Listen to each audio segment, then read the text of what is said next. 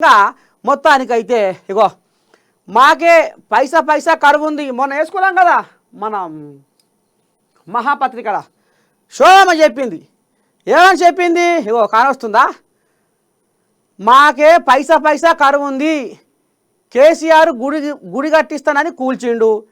KCR farm house చుట్టూ చిత్ర విచిత్రాలు. ప్రతిపక్షమైన కేసీఆర్ను కలుసుడు అంత ఈజీ కాదు.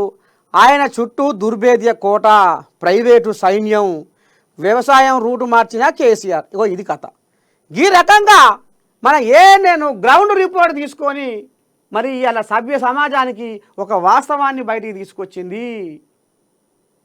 ఒక ప్రతిపక్ష నేతగా ఉండి, ఒక నియోజకవర్గానికి ఎమ్మెల్యేగా ఉండి, ఒక మాజీ ముఖ్యమంత్రి అయి ఉండి, మరి ఈ రకంగా తన సొంత నియోజకవర్గమైన జనాలకు అభయం ఇచ్చి హామీ ఇచ్చి ఇచ్చిన హక్కులను ఇచ్చిన హామీలను తుంగడ కలిపి మరి ఈ రకంగా చేసిండు అనేది మరి నేనుకు ఎవరైతే ఈ వరదరాజుల గుడి ఊరల్లో ఆంబాయ వెళ్ళబోసుకురు కాబట్టి ఇక్కడ శోభమంటదట.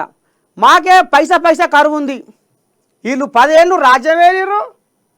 పెద్ద మనిషి నిన్న ఇవాళ 40 ఏళ్ళ సంది ఎమ్మెల్యే అయిండు, ఎంపీ అయిండు, కేంద్ర మినిస్టర్ అయిండు, 2 మాటల తెలంగాణ రాష్ట్రాన్ని పరిపాలించిండు. ఇప్పుడు వీళ్ళకాట పైసా పైసా కరువు ఉందట. ఎట్లా నమ్మాలి? అసలు ఏమనుకోవాలి? కూలి చేసుకుంటాడు, 10 రూపాయలు దానం చేస్తాడు, అంతకంటే కని కష్టం అయింది. వీళ్ళ మాటలు. ఇది కథ.